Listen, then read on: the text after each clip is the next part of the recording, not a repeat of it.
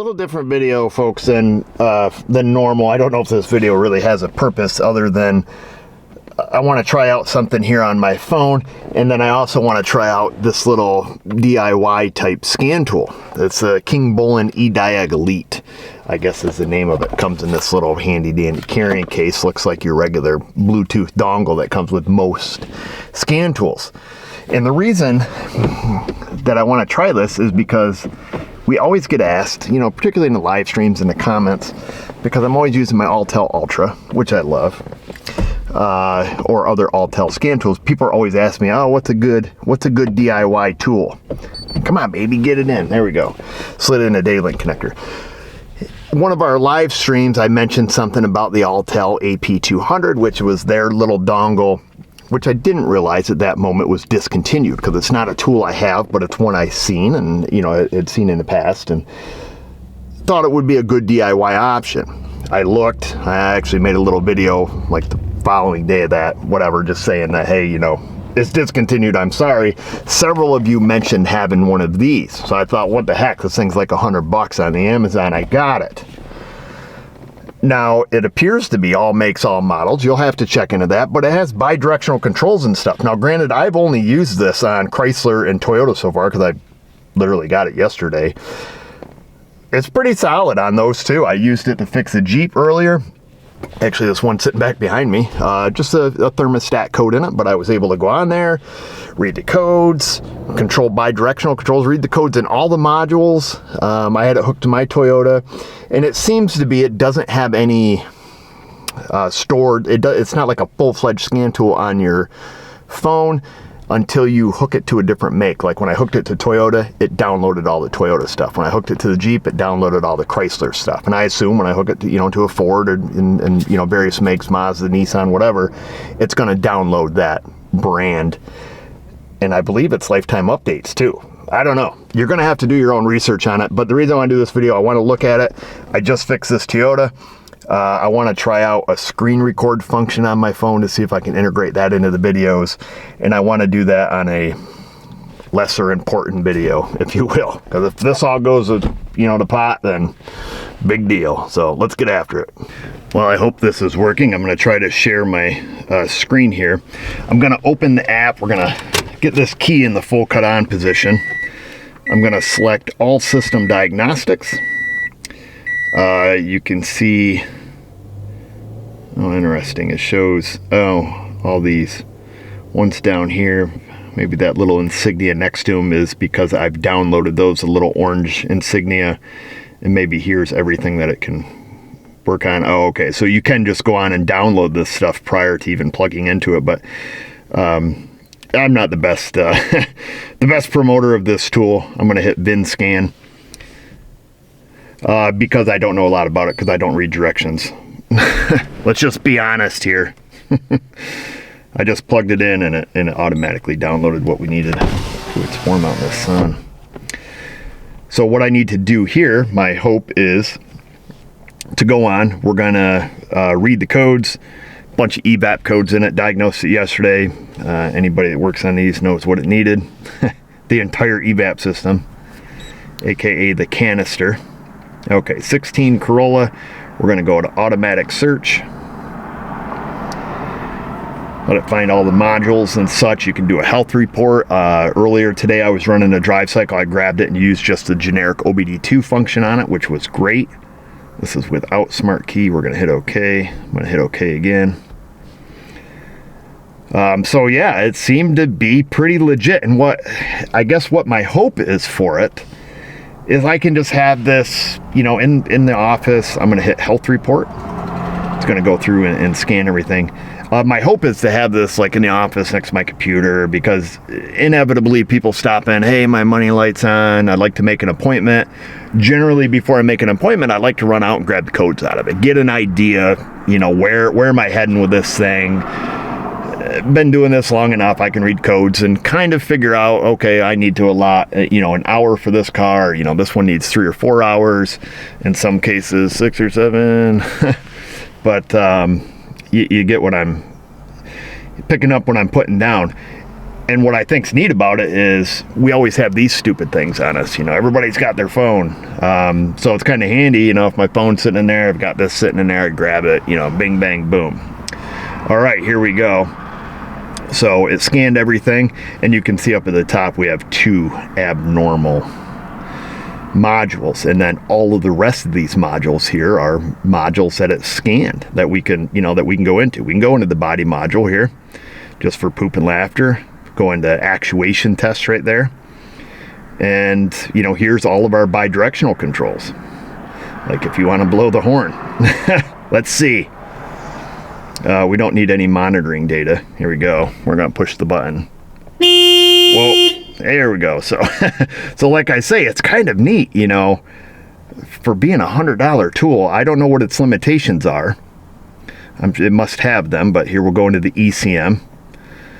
And then we're going to go to read fault code. We could have went to the report, but I'm just doing it this way. And so here's all the codes, current codes, pending code, history codes. They're all here, all evap stuff, except for the startability malfunction. I always like it when Toyota does that. So we're going to clear the codes. And my hope is that I can put this in check mode is what I'm hoping for. So maybe under actuation tests. Do we have a check mode? Chicky check anywheres. Check cylinders for compression. We got that. Let me just go through these slowly because I'm old.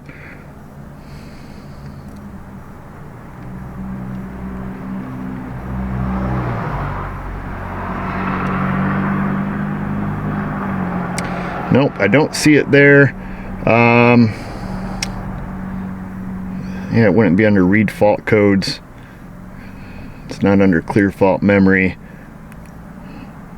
Bummer. I was hoping that I could stick this vehicle in check mode, and it doesn't appear that I can. So that's a little bit of a pisser. I'm certain that a 2016 still has that option, which I'm surprised it's not under this. Let me just make darn sure here. What check mode is, it's on a Toyota. It allows you to run the drive cycle really, really quickly. Control the shift pattern, control the cylinder, check cylinder compression.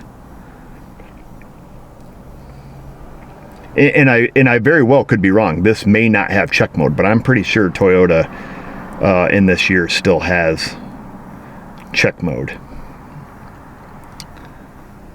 So it's kind of a stinker. It does not appear to have that. I guess what we can do is Toyotas typically will run a drive cycle relatively quickly, even without check mode. In order for me to do that, what I would do is I would back out. I'm going to push the button here in the top right hand corner with that little arrow on it. We're going to exit our diagnosis, and I'm going to click OBD functions. And here where we can see the monitors,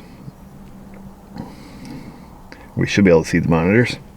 As soon as it's going to check and see what protocol it is. I don't know how many different protocols this does. 1, 2, 3, 4, 5, 6. So we answered that question. So we have 5 monitors not complete, 3 that are, 47 lines of data stream. The mill is off. I'm going to hit enter. I don't want to end that. I accidentally hit the back arrow. I fat fingered that old thing. Hit enter again. And there's all of our 10 modes of OBD. 2, generic. Finish your sentence. What am I looking for here? So readiness status after DTC's cleared. We're going to have a bunch of not readies. Ready, ready, ready. We have evap not ready. Catalyst not ready. Where's our O2 sensor? Oh, not ready, not ready. There. Okay. So let's go for a rip there. Like I say, we still, even though we don't have check mode, we still need to determine whether or not this little screen recording business is going to work. I'm going to let it sit here and warm up for just a minute, and then we'll go for a rip and see how this works and go from there. All right, folks, here we go. just pulled up some data stream just to kind of look to see what the latency is between the module. Oh, okay. Oh, that's weird. Just looking at these drop down menus here, you can select and do a graph as well. Okay, it changed the auto ranging. Honestly, I don't have really high expectations for this. It has actually exceeded them already. All right. Well, let me go for a rip here. Let's see. The brakes on this thing are completely shut. Brake pedal's right on the floor. It's bad. There's not a lick of front brakes left on this car. But all you need is the light out to pass inspection, am I right? Not at my shop, but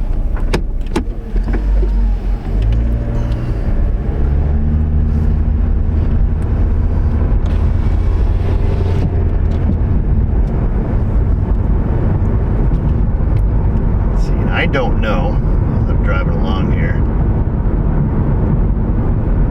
if I go to our readiness status. I don't know if this is live. You know what I'm saying is if a monitor becomes ready, you know, does it populate or do we need to refresh? Not all scan tools, when you read the monitors, continually check their status. What happens when I hit the more button? Oh, combine. Oh, okay, that's interesting. Okay, so I can go through and select. Okay. Probably should pay attention when I'm driving. I'm not technically playing with my cell phone, right? This is now officially a scan tool. I don't know if the cops will actually buy that or not. Probably not. Come on, baby, stop. Come on. Okay. Whoop, car coming, stop, baby. There we are. Woo! All right, we better wait for this car to go by. Got one coming. Oh, clicked on their signal. Here we go. We just gotta make sure we don't get in a situation where we need to actually stop. And I did not check to see if the parking brake works.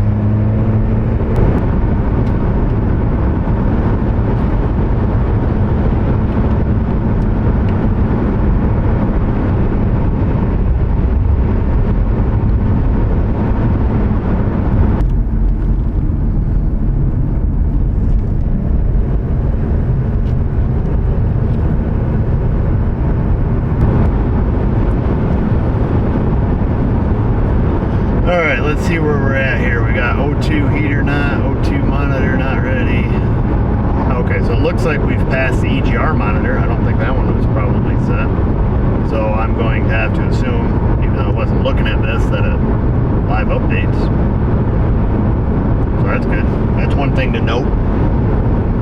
We'll get up here and pull over. I'm not sure how much of the drive cycle we're going to get done.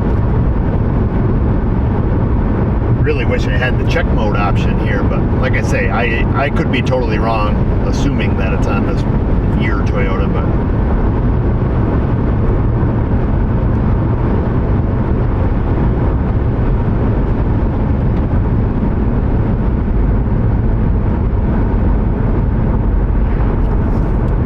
oh great, it's the cops.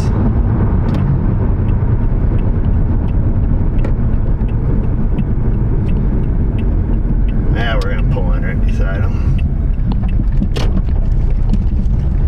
Pull in with our expired inspection, and then we're gonna wait right here.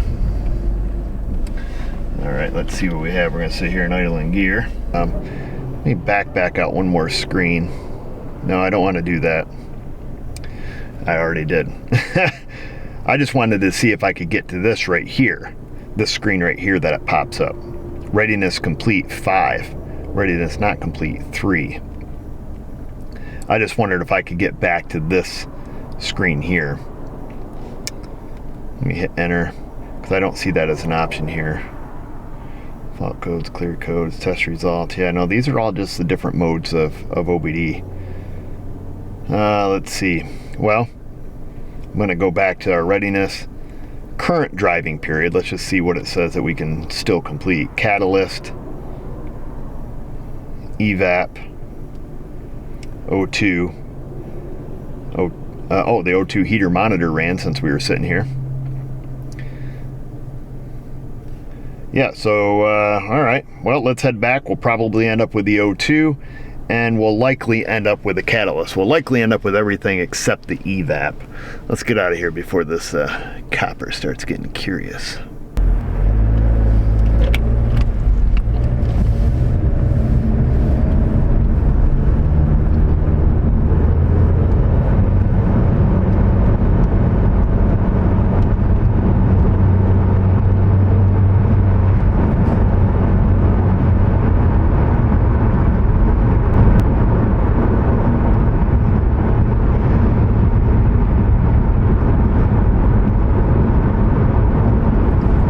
Happen to look down at my phone and I see the catalyst monitor switched to ready.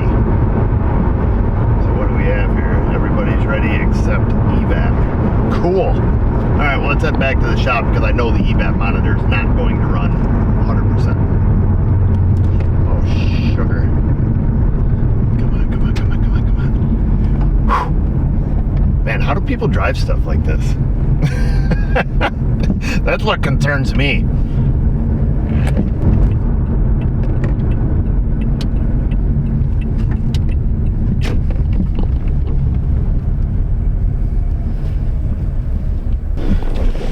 Okay, we made it back safe and sound, and look at that. Readiness complete 7, not complete 1. So that's great.